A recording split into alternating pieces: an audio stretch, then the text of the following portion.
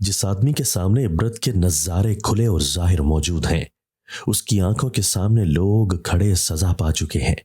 بے شک اس کو تقوی اور پرہیزگاری شبہات میں پڑے رہنے سے باز رکھتی ہے۔ کریم کی خصلتیں نیک ہوتی ہیں، وہ لوگوں کو اپنی نعمتوں سے فائدہ پہنچاتا اور رشتہ داری سے صلہ رحمی فرماتا ہے۔ قبل اس کے تمہارے اعمال کا موازنہ ہو، اپنے نفسوں کے اعمال کو خود وزن کرو، اور قبل اس کے کہ تمہارا حساب لیا جائے، اپنے نفسوں کا حساب اچھے طریقے سے کر لو۔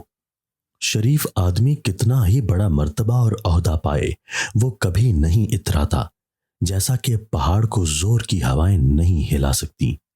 اپنے نفس کو ذلیل رکھو اور دین کو عزیز رکھو، آخرت کو محفوظ رکھو، دین کی حفاظت کے لیے ہر ممکن کوشش کرو۔ پاؤں کے پھسلنے کا علاج ممکن ہے اور آسان ہے، لیکن اگر زبان پھسل جائے تو اس کا کوئی علاج نہیں۔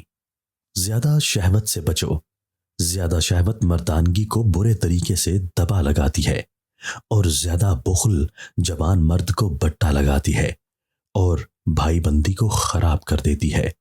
اگر تو چاہتا ہے کہ تیری خوبیوں میں اضافہ ہو تو کبھی بھی اپنی خوبیوں کو زیادہ نہ سمجھو اور نہ ہی زیادہ اتراؤ۔ جب تو عقل مند کو اشارہ کرے تو گویا تو نے اسے نہایت تکلیف و عطاب کیا، اور جب جاہل کی کسی جاہلانہ حرکت پر بردباری سے کام لیا تو بے شک اسے بہت کافی جواب دے دیا۔ اس روز سے ڈرتے رہو جس میں تمام کاموں کی تفتیش اور جانچ پڑتال ہوگی۔ لوگ سخت بے کلی میں ہوں گے اور بچے بوڑھے ہو جائیں گے۔ پوری شکم سے پرہیز رکھ کہ جو بندہ ہمیشہ پیٹ بھر کے کھاتا ہے وہ بہت زیادہ امراض میں مبتلا ہوتا اور پریشان خوابیں دیکھتا ہے۔ رات کو ناریل کے رس میں آلو کے چھلکے کو ملا کر سر پر لگائیے، 80 سال تک ایک بال بھی سفید نہیں آئے گا۔ غصب سے ہمیشہ بچ کے رہ، اس کا اول جنون اور آخر ندامت ہے۔